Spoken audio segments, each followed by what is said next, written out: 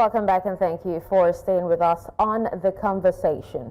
Now, in Sudan's ongoing conflict, especially in Darfur and Khartoum, sexual violence is being used deliberately by armed groups like the Rapid Support Forces to instill fear and also to destroy communities.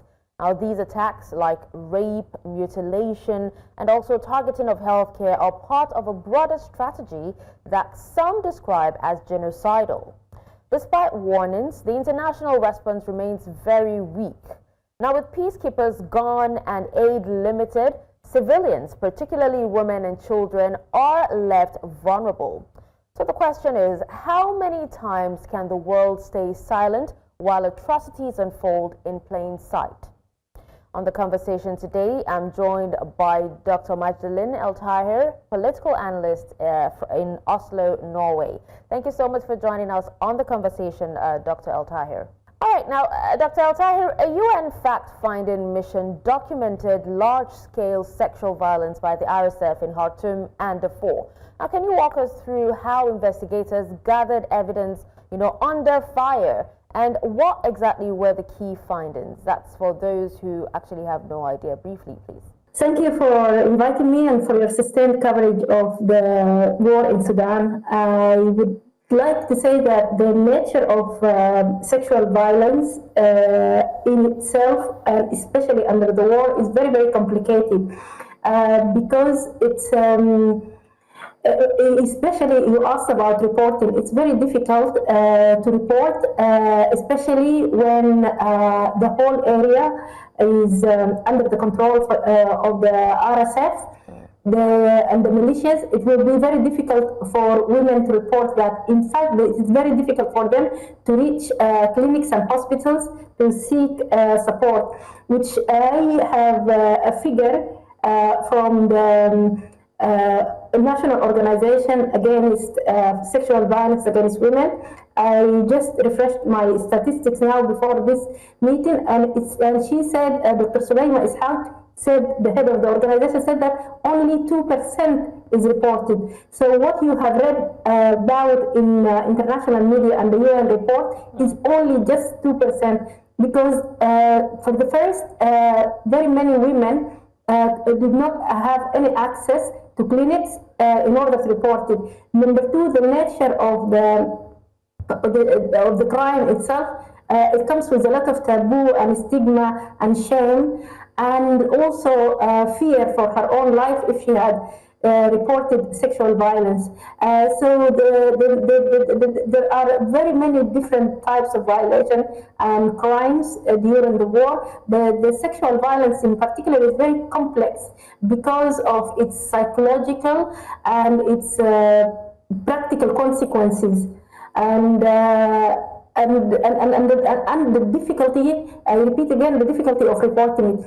Dr. Suleyma confirms that it's only 2% that is being reported. When it comes to complacency, I think that some members of the international community they are very complacent with the crimes that are going on, and in fact perhaps almost allowing them. And at the very best, very many members of the international community and regional governments and so on, they are part of the crime, I would say.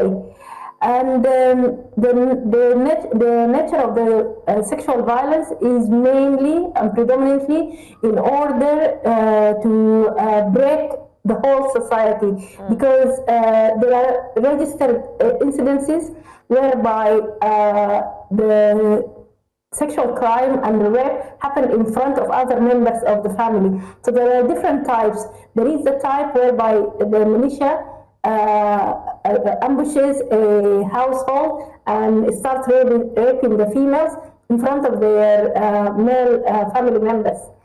And there is another form whereby there is the kidnapping. Yeah. Very, very many girls were kidnapped. Some girls were kidnapped from Khartoum and they were taken to Darfur. and some girls in Darfur, they were taken to other parts in Darfur. The atrocities are very widespread, particularly in RSF controlled areas. But the central Sudan, Al Jazeera, for example, did not escape that. And there are multiple cases of forced pregnancy, and there are also cases of suicide.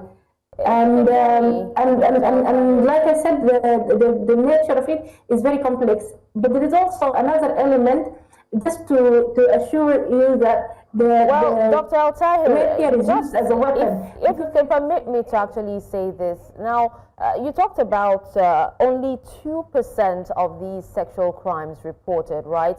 Now, a recent Reuters report revealed that victims ranging from 8 to 75 years old in RSF perpetrated assaults were victims. And also, shockingly, UNICEF also documented 77 reported cases of sexual assault against children, some as young as 1 year old, within a 2-week period. How does this staggering age, this staggering age spread, the staggering age spread, that's from 1 year old to 75 years old, reshape our understanding of who is being targeted and why? I believe that there is a systematic targeting of uprooting the Sudanese population out of their land. The land is very rich in minerals, in resources, and in water, and so many other things. I don't think that this is a coincidence. I think this is a systematic war. I think the war in Sudan is very orchestrated. One of the reasons of rape down to 1 year old is in order to displace as many people as possible of resources-rich areas, but also I think there is also a systematic effort of genocide, of cleansing the land of the Sudan of its people. The land of the Sudan is important for its river Nile, it's important for the Red Sea, and it's important for its minerals, it's important for its agricultural characteristics. And therefore, I think the plan is that Sudan without its people is what the region and the world needs in order to fill in gaps of international economy or something. And this is not just some kind of wild conspiracy theory or something, but the nature of the war is not exactly a civil war.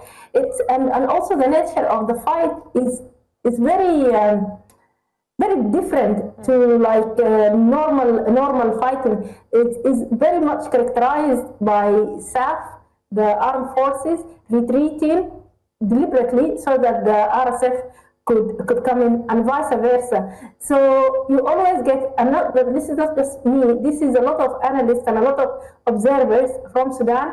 We almost see a role of exchanging roles in what is happening. But the bottom line of it is that no matter if what I'm saying is speculative, the result is the outcome of the 2 years war is that we have the largest mass migration perhaps in modern history. People were uprooted completely, and there is the largest displacement, the largest levels of rape, and the largest levels of random killing and lawlessness. And I think this is not a coincidence. The RSF is documented violation, but also just 6 days ago, the United Nations have documented armed cells from Bulgaria. Bulgaria is an EU member, and there is an arm embargo. So Bulgaria broke the EU arms embargo, and the weapons were transported to Abu Dhabi in United Arab Emirates, and further on to Umjeras, which is the border between Chad and Darfur. This is United Nations findings 6 days ago. But in addition, also there is a panel on the Sudan, a special panel on the Sudan by the Security Council, which has also documented the involvement of the United Arab Emirates in fueling the war in the Sudan and providing the militia with ammunition and logistics and intelligence as well. But the world is not doing anything about it. I mean, this is documented Security Council panel and a documented UN. Just before you go ahead, Dr. El-Tahir, now can you confirm that the sexual violence, because there have been reports of ethnically motivated sexual violence as well, particularly against the Masalit community. Can you confirm that? If yes, can you also shed light on the ethnic dimensions of these crimes as well? Yes, there is an ethnic dimension to that. The Masalit region is one of the regions. I mean, Darfur in itself as a big region is targeted. But in particular, the Masalit region is targeted more than other places, and there is a systematic violations against the Masalit women and the Masalit children when it comes to sexual violence. Having said that, in Khartoum, because Khartoum as a capital, it's a melting point of different tribes and ethnicities.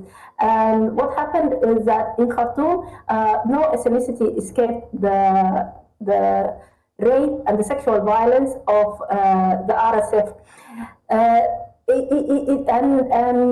So therefore, it is, yes, I agree that it's completely ethnically motivated in Darfur against the Masalit, but even in areas where there are different ethnicities, the rape is used as a weapon of winning the war and defeating the people and the people's spirit and so on, and causing long-term damages.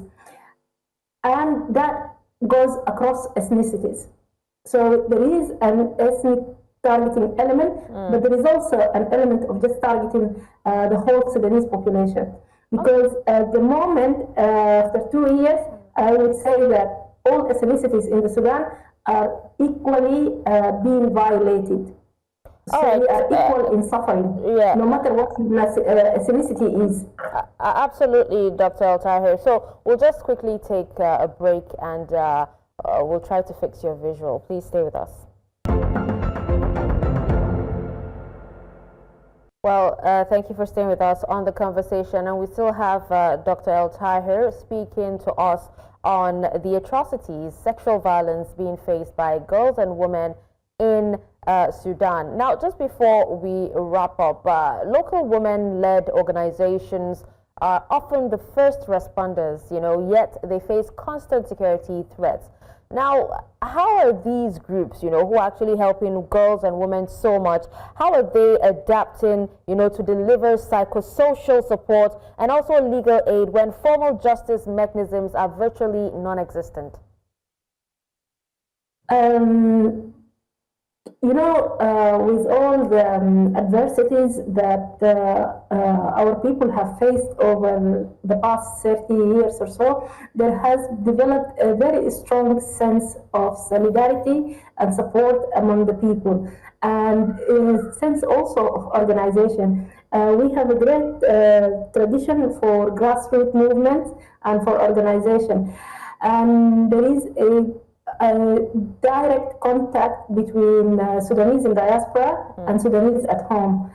And that has helped a lot. There are several groups and organizations which are directly giving support, including giving psychological support via Teams and WhatsApp and Zoom. So there are sessions. So even if, for example, this is a real example that we had here, and that is we arranged for a psychologist and a translator to talk to victims of sexual rape here from Oslo to some of the victims back home that we have contact with. So so this is just as a one example of very many other examples.